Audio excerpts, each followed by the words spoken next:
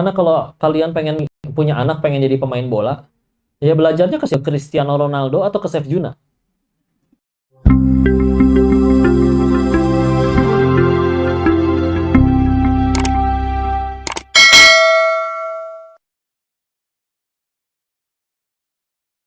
Itu mulia, Masya Allah. Apaan kok di dalam Islam ada syariat poligami? Izin itu ayat turun poligami itu untuk membatasi. Karena kita tahu dulu zaman sebelum akhirnya ayat itu turun, istri itu bisa berapa belas. Orang-orang kafir Quraisy itu dari riwayat Imam Tirmidzi ada masuk Islam istrinya 10. Ketika masuk Islam ya udah kata Nabi mau nggak mau cerain 6, sisain 4. Atau dulu Nabi Sulaiman aja istrinya tahu berapa puluh, Bu. Jadi turunnya ayat itu justru untuk membatasi. Ya.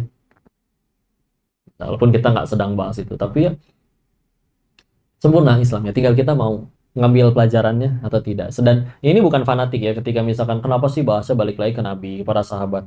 Ya sebagaimana kalau kalian pengen punya anak pengen jadi pemain bola, ya belajarnya ke Cristiano Ronaldo atau ke Chef Juna. Corona wajar. Karena fanatik, tapi ya dia udah juara kejuaraan yang pengen terakhir. Wajar dong belajar kejuaranya. Kecuali pengen jadi pembalap, belajarnya ke Valentino Rossi. Ya. Nah ini kita istilahnya matau. Sukses pengen, mulia pengen, bahagia juga di akhirat. Ternyata ada manusia yang udah ngegampang itu. Sukses udah, mulia udah, bahagia udah, dunia akhirat lagi. Terus kita nggak mau ngikutin cara beliau hidup, atau selama ini kita hidup dengan cara siapa bahagianya? Ngarang. Pantesan stres melulu, ngarang melulu atau hidupnya. Contoh udah ada. Ibu beli mesin cuci. Di kotaknya ada buku manual, dan bahkan ingin orang datang buat ngajarin cara makainya. Tapi kita buku mau baca, pas orang yang mau ngajarin, ntar aja. Terus tahu-tahu kita make bingung. Mau nyalahin siapa? Masa nyalahin buku manual atau yang ngajarinnya? Ya dia baca nggak mau, ngikutin orang yang ngerti juga nggak mau. Ya kita sama, hidup juga manualnya udah ada. Orang yang paling ngerti baru buku manualnya udah ada, Qurannya udah ada, paling ngerti Qurannya ada. Tapi nggak mau ikutin cara mereka hidup.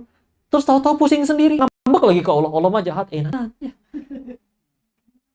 Jadi ya ada petunjuk istilah. Jadi, awalnya mandangnya mesti dengan cara itu, ya Allah adalah ladangku menuju surgamu ya Allah. Dipahami, perlu ilmu. Kan orang stres itu karena dua biasanya. Satu karena nggak ngerti mesti ngapain. Dua karena rugi. Ya. Nah, gimana cara ngatasinnya? Satu perlu ilmu, dua perlu iman. Kenapa? Karena dengan ilmu tahu mesti ngapain. Ya, ibu lagi di pesawat duduk anteng.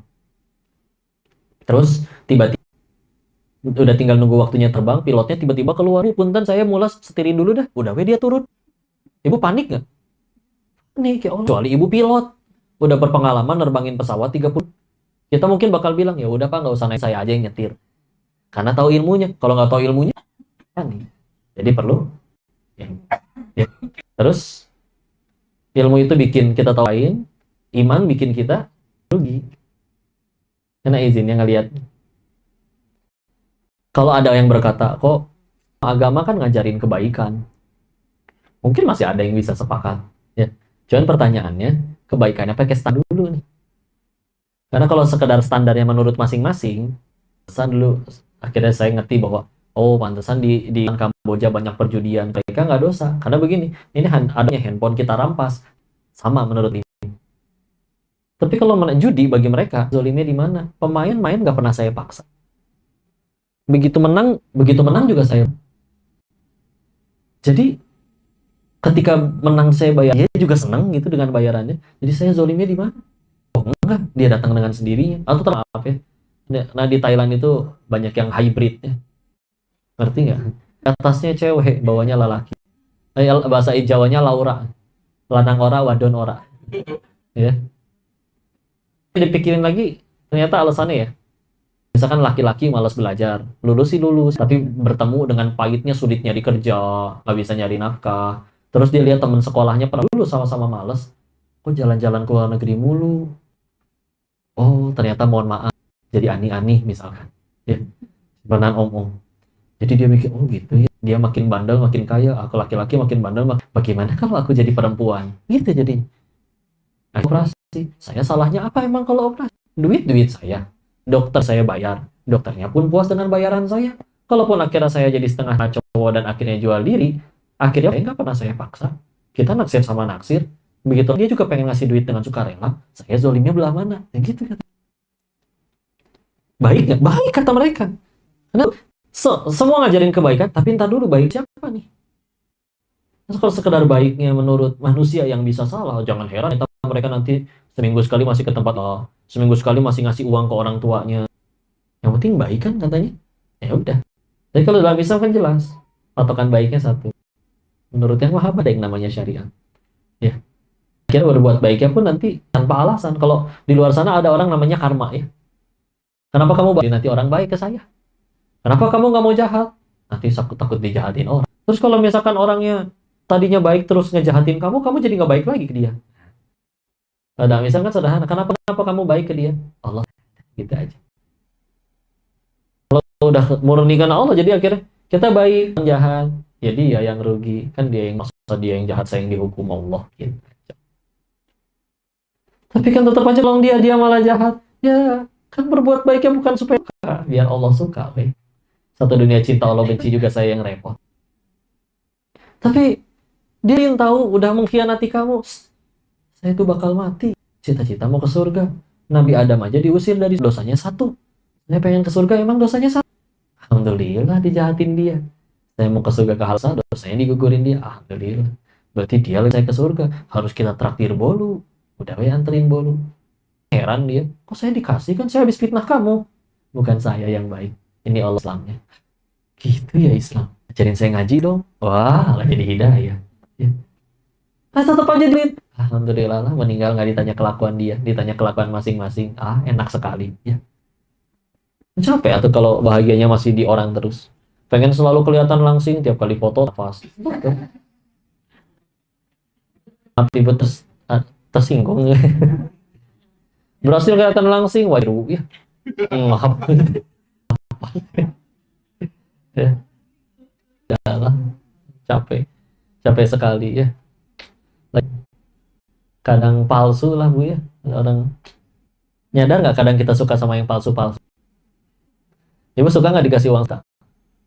Suka, tapi palsu.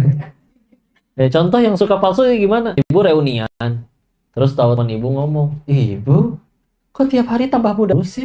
Oh, menurut ibu asli? Ibu langsung tanya ibu mau minjem duit berapa? Tapi kadang di toilet kita pas lagi ngaca sendirian, iya aja. Cocok nih serum, nih DNA lele sekalian ya. Enggak lah, kadang orang ada udang di balik bakwan ya. Udah jangan sibuk dengan apa yang orang tahu, sibuk dengan Allah tahu. Udah orang tahu sebentar, ibu ditanya, Bu kenal Ko Denis nggak? Bu, menurut ibu gimana? Kalau ibu bilangnya baik, kita ketemunya selalu di pengajian, ya kita pengajian sejam 2 jam Bu. Sisa 22 jamnya ibu tahu saya ngapain. Berarti kan gara-gara ibu husnuzon aja ke saya kan. Nah Allah tahu nih kita kalau sendirian ngapain aja. Oh kita kalau sendirian ngapain. Terus kita sibuk menilai diri kita pakai apa yang orang tahu bukan yang Allah tahu. Itu capek sekali. Ketimpang tadi menganggap diri kita sebaik apa ya orang kira. Ini saya belum nemuin contoh ketipu topeng yang lain ya. Tapi misalkan ada bos makan sama karyawannya 3 orang. Mules Bu. Kelepas. Oh, udah minta maaf. Tapi masalahnya satu ini teh. Besoknya gajian. Jadi begitu ditanya, bau ya teman-teman? Maaf ya maaf. Aduh, bilang bau besok gajian. Wangi bos. Ya kan? Wangi kan? Wangi. Si bos ketipu. Benarkah? Apakah ini hasil tahajud saya? Jadi dikiranya kan, wah jangan-jangan saya punya kelebihan dari Allah. Manusia si kentut wangi. Jangan jadi bahas kentut begini di pengajian. Ya terus besoknya si bos makan lagi sama teman-temannya. Teman-teman gak ngarap digaji sama si bos. Jadi si bos akhirnya ya berdasarkan testimoni 3 orang kemarin, lepasin lagi. Nyampe naik tuh badannya. Ya. Tahan-tahan. Ya udah karena teman-teman yang gak ngarap digaji jujur. Bro, habis makan bangke apa sih? Kurang ajar, 3 orang bersaksi kentut saya wangi. Itu ketipu top. Kita mandang diri kita pakai yang orang kira ada orang baik ke kita kadang ada. Terus kita ngira diri kita sebaik. Sedangkan Allah tahu kita aslinya kayak gimana. Wah ini capek sekali. Nah kalau ada perasaan kayak gitu, ada masalah apapun sama istri, susah. Karena ngerasanya wah aku udah begini, aku udah begitu. Tanpa lupa mikirin ya bisa jadi kita juga pernah ada salah ke orang tua, entah gimana. Jadi akhirnya sibuk siapa yang salah, bukan sibuk memperbaiki diri. Sedangkan ya kalau salah fokus kayak gitu kan stres ya. Orang selingkuh kalau dia salah fokus stres. Dia sibuk mikirin followers kabur, kontrak sinetron diputus, endorsan hilang.